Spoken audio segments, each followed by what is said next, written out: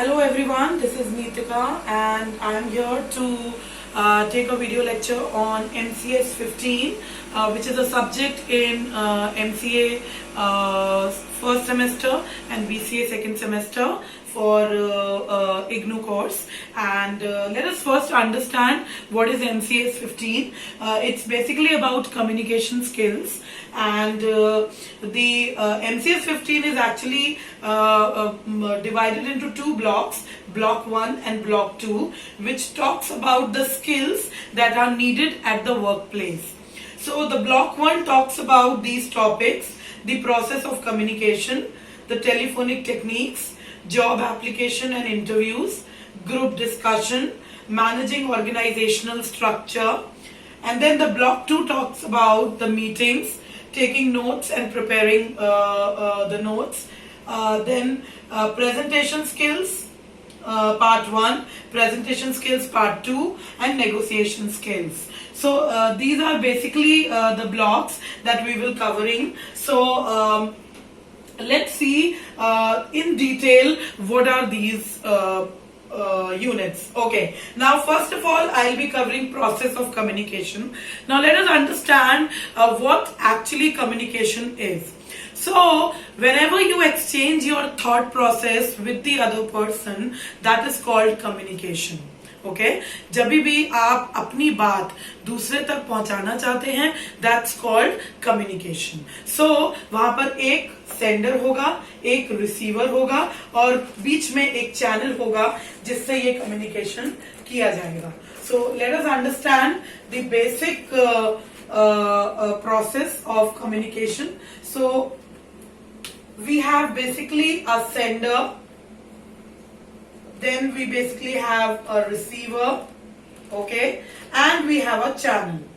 So let's suppose this is a communication going on between you and me, and I am the sender. I am sending you the information. You are the receiver because you are collecting this information, and the channel that we are using here could be either the YouTube or the Facebook, or it's actually an online channel that we are using right now. अगर हम classroom में होते तो यही channel हमारा classroom, white board, black board, ये सारे होते हैं चैनल जो कम्युनिकेशन को कम्युनिकेशन करने में हेल्प करते हैं. सो this is basically the process of communication. Now let us understand the other thing which is called as barriers in communication.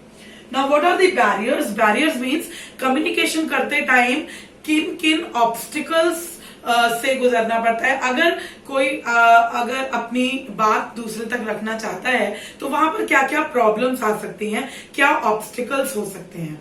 So barriers basically जो होते हैं that are language barriers. Suppose कीजिए कि आपका और हमारा mode of communication, suppose I know English and I am talking and I am delivering this lecture in entire in English language, और आपको वो लैंग्वेज नहीं आती है. मैं एक लैंग्वेज, ऐसी लैंग्वेज यूज कर रही हूं जो लैंग्वेज आपको नहीं आती, तो वहां पर क्या होगा, वहां पर लैंग्वेज का बैरियर आ गया. सो इसी तरीके से कल्चरल डिफरेंस भी हो सकता है, किसी का कल्चर में फर्क हो सकता है, किसी के ओपिनियन में डिफरेंस हो सकता है. So all this is barriers in communication. Now talking about the types of communication, we basically have a formal communication and informal communication. We say that we have verbal, non-verbal and paraverbal. Okay, now verbal communication is what? It is basically about the words that we are using. अभी जो हम कर रहे हैं that is a verbal communication. मैं words use करके अगर communication कर रही हूं तो that is verbal communication. बिना वर्ड्स के, अगर बिना वर्ड्स के कुछ कहे बिना अगर मैं आपसे कम्युनिकेट कर पाऊं, for example if I show you like this. So here I said nothing, but you understood. In the first one I said that yes, get out, and the other one I said wow you did a wonderful job. So इस तरीके का अगर मैं sign language use कर रही हूँ without saying a word, that becomes non verbal. Non verbal में आपके ड्रेसिंग एटिकेट्स, आपका बॉडी लैंग्वेज, आप किस तरीके से खड़े हैं बैठे हैं, वो सब कुछ आता है नॉन वर्बल में. And then para verbal is the tone that you use, how you communicate, that comes under paraverbal. Now everything which you do under when we talk about our professional communication, that means when we are talking about the workplace, the communication is formal. Informal communication could be with your friends, with your family members, the social life that you have, but formal is something जिस पर हमें ध्यान देना है. Formal के अंदर ही हम बात कर रहे हैं वर्बल की, नॉन वर्बल की और पैरावर्बल की. हालांकि ये तीनों इस पर भी एप्लीकेबल हैं, लेकिन अभी हम बात कर रहे हैं फॉर्मल कम्युनिकेशन की. Now if we talk about the formal, there is one which says upward and downward communication and the other one says horizontal communication. Suppose कीजिए आप जहां पर काम कर रहे हैं, जो आपके साथ के कलीग्स हैं, सपोज कीजिए आप काम कर रहे हैं एज अ सॉफ्टवेयर डेवलपर. सो आपके साथ और भी टीम में सॉफ्टवेयर डेवलपर्स होंगे, तो एक सॉफ्टवेयर डेवलपर एक दूसरे सॉफ्टवेयर डेवलपर के साथ जब कम्युनिकेट कर रहा है, सो that is a horizontal communication. हम सेम पोस्ट पर बात कर रहे हैं. ये कम्युनिकेशन अगर बहुत हद तक फॉर्मल ना भी हो तो चल जाता है. This is same position. Now, if a software developer is talking to his project leader, ठीक है, अगर एक प्रोजेक्ट लीडर से एक सॉफ्टवेयर डेवलपर बात कर रहा है या एक प्रोजेक्ट लीडर अपने सॉफ्टवेयर डेवलपर से बात कर रहा है, this becomes upward communication, this becomes a downward communication. Of course यहाँ पर हमको बहुत ज्यादा फॉर्मल रहना होगा, हमें इन बातों को समझना होगा कि किस तरीके से हमें अगले बंदे से इंटरैक्ट करना है. Okay, then we have written and oral communication. This is the word in itself, it's clear. Written is the kind of whatever communication like applications, emails, messages, जो भी आप written form में करते हैं, that's written communication. और oral form में, for example, the interviews that you give, the lectures that you deliver, the presentation that you deliver is the part of oral communication. Okay, face to face interaction में भी हमारी formal communication होती है, that हमको थोड़ा उसका भी ध्यान रखना है. Okay, now let us talk about our the unit 2, which says that if you are on telephone. So unit 2 basically talks about the telephone techniques. So telephone techniques में आपको ध्यान रखना होगा कि जब आप फोन पर बात कर रहे हैं तो आप किस तरीके से फॉर्मली बात करेंगे. सबसे पहले तो आपको ये समझना है कि जब आप फोन पर होते हो, सो आपकी आवाज ही है जो ये जज करेगी कि आप कितने कॉन्फिडेंट हो, आप कितने अच्छे तरीके से अपनी बात डिलीवर कर पा रहे हो. So voice is something which is the most important. Okay, so voice पे बहुत ज्यादा ध्यान देना है. आपका बैकग्राउंड एम्बियंस बहुत सही होना चाहिए. ऐसा नहीं कि वहां पर बहुत ज्यादा डिस्टर्बेंस हो तो भी बात अच्छे से नहीं हो पाएगी. क्लैरिटी होनी चाहिए, आपकी अंडरस्टैंडिंग अच्छी होनी चाहिए. जो भी बात आपसे कही जा रही है वो आप सही से समझ पा रहे हैं कि नहीं. इन केस अगर आप नहीं समझ पा रहे हैं, so you should use phrases like I apologise sir, could you please repeat the question. इस तरीके से आपको उसको वो करना चाहिए. सो ये सारी चीजों का ध्यान आपको रखना है while you are on phone. Also आपको फोन पर यह भी ध्यान रखना है कि आप ग्रीट करें. जब फोन टेलीफोनिक शुरू हो conversation, so you should always greet, time wish कीजिए, good morning, good afternoon, good evening, और उसके बाद अपनी कॉन्वर्सेशन शुरू करें. हमेशा अपना नाम जरूर बताएं क्योंकि टेलीफोन पे आप दिख नहीं रहे हैं, you are not visible. So good evening, my name is Nitika and this is this that. So जो भी आपने बोलना अपना नाम बताइए, अच्छे से अपनी चीजों को कवर कीजिए और फिर बात कीजिए. तो वहां पर आपकी ये सारी चीजें कवर अप होती हैं. Okay, then we will talk about the third thing which says which talks about job application and interviews. Okay, now जैसे कि मैंने बोला कि ये जितना भी आप MCS 15 में जो कुछ भी आप कवर कर रहे हैं, this is all related to your office, your work place. So work place पे जाने से पहले भी आपको पहले ये तैयारी करनी होगी that you can crack the interview, right. So सबसे पहले तो मुझे इंटरव्यू को क्रैक करना है. सो वो मैं कैसे करूंगी? सो इसका जो फर्स्ट प्रोसेस होता है दैट इज योर रिज्यूमे जो आप बनाते हैं, और दूसरी चीज है वो है job application. Now what is a job application पहले समझ लेते हैं. एप्लीकेशन आई थिंक आप सब जानते हैं, आप सबने लीव एप्लीकेशन लिख रखी है, कभी फीस के लिए कोई एप्लीकेशन लिखी होगी, you would have written many applications. Now job application क्या है? वो है जो कि जब आप अपना रिज्यूमे भेज रहे होते हैं, सो ईमेल की बॉडी में जो कुछ भी आप लिखते हैं, आप जस्ट ये नहीं लिख देते हैं कि please find attached my resume. इससे काम नहीं चलेगा. एचआर के पास बहुत सारे रिज्यूमे आते हैं, तो वो आपका रिज्यूमे क्यों खोल के देखे? उसके पास इतना टाइम नहीं है. तो आपको प्रॉपरली एक एप्लीकेशन लिखनी होगी in the form of email, जिसमें एक प्रॉपर सब्जेक्ट लाइन होगी कि job application for the post of software developer, और उसमें आप इस तरीके से अपना वहां पर देंगे कि this is in reference to the job opening that I saw in Naukri portal and I want to apply for this job. उसके बाद आप अपनी थोड़ी बहुत उस प्रोफाइल से रिलेटेड अपनी टेक्निकल स्किल्स हाईलाइट करेंगे, आपने जिन प्रोजेक्ट्स पे काम किया है वो हाईलाइट करेंगे, और फिर लास्ट में देंगे please find attach my resume for your kind review and if there is any post please let me know. तो इस तरीके से ही आपका रिज्यूमे सिलेक्ट होने के चांसेस होंगे. So you have to be very careful when you are writing something about your job application. किस तरीके की वोकैबुलरी को यूज करना है, किस तरह का लैंग्वेज यूज करना है, उसका आपको ध्यान यहाँ पे रखना होगा.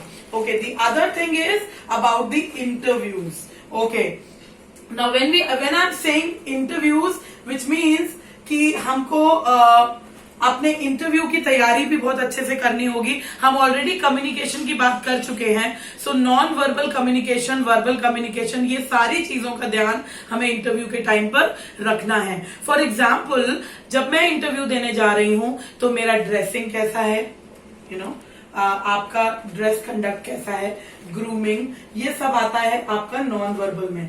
आई कॉन्टैक्ट होना चाहिए, कॉन्फिडेंस दिखना चाहिए, ठीक है, प्रॉपरली आपने ग्रीट किया कि नहीं किया, लिसनिंग स्किल्स आपकी अच्छी हैं कि नहीं, आप अंडरस्टैंड कर रहे हैं कि नहीं उनके क्वेश्चंस को, और भी काफी सारी चीजें हैं. सारे पैरामीटर्स को ध्यान रखना है. Communication is a very important thing, जहां पर आपको ग्रामेटिकल मिस्टेक्स नहीं करनी है, MTIs, मदर टंग इन्फ्लुएंस नहीं होना चाहिए, कोई फिलर्स नहीं होने चाहिए. जब आप इंटरव्यू दे रहे हैं, let's suppose he is asking you that tell me something about your self, और आप बोल रहे हैं good morning sir, my name is Nitika and I have done BCA, मतलब मैंने BCA, अब बीच में आपके मुंह से हिंदी में फिलर्स निकल गए, मतलब कि, हालांकि, ये सब आपको अवॉइड करना है. So the common interview questions जो हैं वो आपकी बुक में ऑलरेडी दिए हुए हैं. कॉमन क्वेश्चंस यही हैं कि आप अपने बारे में बताएं, कुछ ऐसी चीज बताएं जो रेज्यूमे में नहीं दी हुई है. ये एक बहुत आजकल का बहुत ट्रेंडिंग क्वेश्चन है. इसमें आपने इंफॉर्मेशन वही शेयर करनी है जो आपके रेज्यूमे में होती है, लेकिन उसको प्रेजेंट करने का तरीका बदल जाता है. फॉर एग्जांपल, आप अपने प्रोजेक्ट के डिटेल्स वहां पे शेयर करिए, लेकिन इस तरीके से करिए कि sir, I have worked on a very interesting project which was based on Java और पाइथन और .NET and there I was working as a team leader, I collected the data, और आप सारी डिटेल्स वहां पे बताइए कि आपका रोल क्या था उस प्रोजेक्ट में. सो ये सारी चीजें आप अगर इस तरीके से प्रेजेंट करोगे, पैशनेट वे में प्रेजेंट करोगे, तो आपका ये इंटरव्यू जो है वो अच्छा जाएगा. तो इस तरीके से आपको इंटरव्यू में ये चीजों का ध्यान रखना है. Okay, then the next thing is group discussion. Now also in group discussion भी एक पार्ट है. तो अगर मैं प्लेसमेंट प्रोसेस की बात करूं तो सबसे पहले आपका रेज्यूमे शॉर्टलिस्ट होता है. उसके बाद जब आपका इंटरव्यू होता है तो एक रिटन टेस्ट या एप्टीट्यूड टेस्ट होता है. अगर आप वो क्लियर कर लेते हैं तो फिर आपका एक GD होता है. After you clear the GD, तब आपके PI राउंड्स होते हैं, जिसमें कि टेक्निकल PI हो सकता है, टेक्निकल पर्सनल इंटरव्यू, और उसके बाद HR PI होता है, और ये ऑलमोस्ट डन होता है इसके बाद आपका interview process. So group discussion में आपको कुछ चीजों का ध्यान रखना है एक तो सबसे पहले आप अच्छे से समझ लीजिए कि डिबेट और ग्रुप डिस्कशन में बहुत फर्क है। हमें ऐसा लगता है कि जैसे डिबेट में हम फॉर और अगेंस्ट में बोलते हैं ऐसे ही हम ग्रुप डिस्कशन में भी बोलेंगे। No, this is not the case. In GD topics वही रहते हैं, कोई ऐसा ही टॉपिक होता है जिसमें फॉर या अगेंस्ट में बोलना होता है, लेकिन आपके बोलने का तरीका, प्रेजेंट करने का तरीका बदल जाता है। ठीक है, when you are presenting your self in a group discussion, आपको ये ध्यान रखना है कि आप फॉर या अगेंस्ट में स्ट्रिक्ट नहीं रहे, आप अपना पॉइंट ऑफ व्यू देंगे। ठीक है, हम सबको लास्ट में कॉमन गोल पर पहुंचना है। डिबेट में तो हम बहुत स्ट्रिक्ट रहते हैं कि अगर हमने फॉर चूज किया है तो हम फॉर पे ही रहे, पर यहां पर ऐसा नहीं है। Let me take an example. Suppose हम डीमोनेटाइजेशन की बात करते हैं। अगर टॉपिक था demonetisation, whether it was good और bad decision for the Indian economy, तो इसमें अगर आप डिबेट में होते तो आप फॉर पे स्ट्रिक्ट होते, अगेंस्ट पे स्ट्रिक्ट होते। लेकिन जब आप जीडी में हैं तो आप यहां पर ये कह सकते हैं कि if I talk about the corruption, yes demonetisation was a good step, but it was a backfire to the middle man.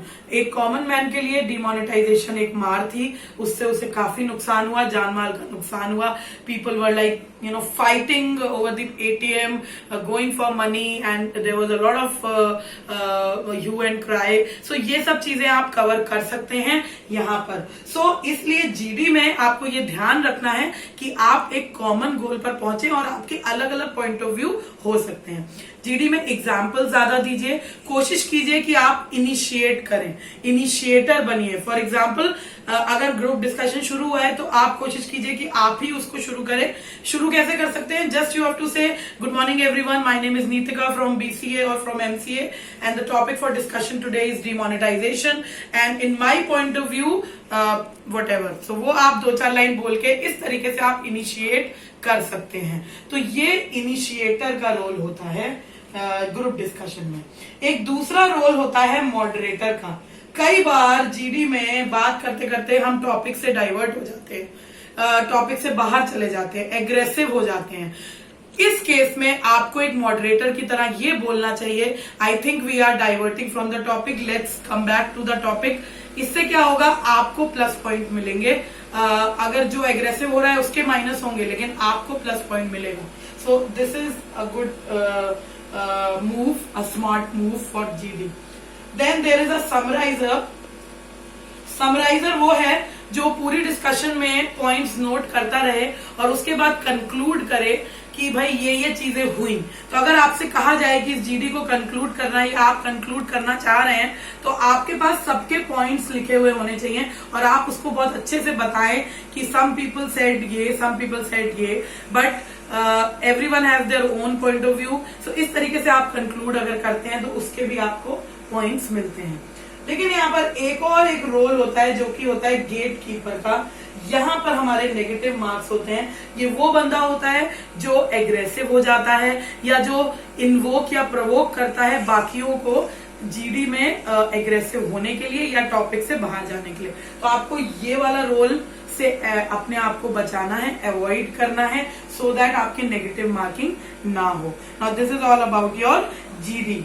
Of course GD में भी आपको प्रोनाउंसिएशन का, अपनी बॉडी लैंग्वेज का, आई कांटेक्ट का, ड्रेसिंग का, कैसे आप बैठे हैं, प्लस डिस्कशन के टाइम आप एक दूसरे को एड्रेस करेंगे तो सबकी रिस्पेक्ट करेंगे। ऐसा नहीं कि अगर आपको किसी की बात को काटना है तो आप कहते हैं shut up, this is not the way, I don't agree with you. You can't say like this. You can just say it's a good point, but I beg to differ, and I'm very sorry, but I have a different point of view. इस तरीके से आप बात को थोड़ा अलग तरीके से ले जा सकते हैं, लेकिन आपको दूसरे के पॉइंट ऑफ व्यू को भी रिस्पेक्ट करना होगा। वहां पर आप एग्रेसिव नहीं होंगे।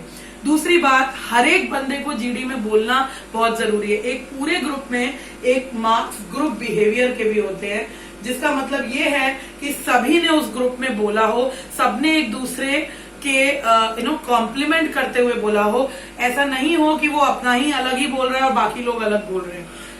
अगर ऐसा नहीं हुआ तो फिर पूरा जीडी का पूरा जो जितने भी लोग हैं वो सब डिस्क्वालीफाई हो सकते हैं। तो इस बात का आपको ध्यान रखना है कि जीडी में you need to be very specific that you are speaking something. कुछ ना कुछ टॉपिक आपके पास होना ही चाहिए बोलने के लिए। सपोज कीजिए कि आपको उस टॉपिक के बारे में नहीं पता है, तो आप प्लीज अपने पॉइंट्स नोट करते रहिए ड्यूरिंग द डिस्कशन। आप जब आपके पास थोड़े पॉइंट्स इकट्ठे हो जाए तब आप बोलिए। कई लोगों को ये कंप्लेन होती है कि भाई सब लोग बोलते रहते हैं, इतना ज्यादा क्यू एंड क्राई हो रहा होता है कि हम उसमें घुस ही नहीं पाते हैं। अब इसमें आपको खुद अपने लिए पॉइंट निकालना पड़ेगा, अपने लिए टाइम निकालना पड़ेगा। जैसे ही लॉन्ग पॉज आपको मिले, कोई थोड़ा सा भी ज्यादा चुप हो, बस वहीं पे आपने घुस जाना है कि hello everyone, this is Nitika and I also want to contribute something in this. तो इस तरीके से आपको उस जीडी में घुसना पड़ेगा। आप ये सोचेंगे कि नहीं जी जब मेरी बारी आएगी वहां पे बारी किसी की नहीं आती। You have to actually enter into the GD. Okay, so this is what you have to do. Unless कि आपके जो हायरिंग मैनेजर्स हैं वो आपको अलग से चांस दे दें तो lucky enough, but otherwise GD में आपको खुद अपने लिए टाइम निकालना होगा बोलने के लिए। And the last topic in this block 1 is managing organisational structure. Okay, जब हम बात कॉर्पोरेट की कर रहे हैं तो अगर ऑर्गेनाइजेशन स्ट्रक्चर की नहीं की तो बेकार हो जाएगा। So let's talk about the organisational structure. It actually is this is the lower level, this is the middle level and this is the top level. Now कुछ हद तक जो ये है this is blue collar and ये दोनों आते हैं व्हाइट कॉलर में। Okay, now I'll give you example. Anyone who is into technical field, जितने भी टेक्निकल लोग हैं जैसे कि आप लोग you are computer educators, so computer से रिलेटेड है, आप कोडर्स हैं, आप सॉफ्टवेयर डेवलपर्स हैं, टेस्टर्स हैं, ये जितने भी लोग हैं ये टेक्निकल पीपल हैं। या फिर सिविल इंजीनियरिंग में ले लें, मैकेनिकल में ले लें, तो ये सब लोग टेक्निकल लोग हैं जो एक्चुअल वर्क करते हैं, एक्चुअल बेस होते हैं एक इंडस्ट्री का। सो वो होते हैं ब्लू कॉलर वर्कर्स। इसके ऊपर आते हैं managers, team leaders, okay, supervisors, ये जो एक टीम को हैंडल करते हैं, दैट्स कॉल्ड मिडिल लेवल। और टॉप लेवल पर स्टेक होल्डर्स आते हैं, जैसे कि आपके जो शेयर होल्डर्स हैं, जैसे सीईओ हो गए, चेयरमैन हो गए, है ना, डायरेक्टर हो गए। सो ये सारे लोग आपके टॉप लेवल पर आते हैं। नाउ आपको अपना जो आपका जहां पे भी आप स्टैंड कर रहे हैं वहां से ऊपर एक स्टेज चढ़ना, this is what our aim should B.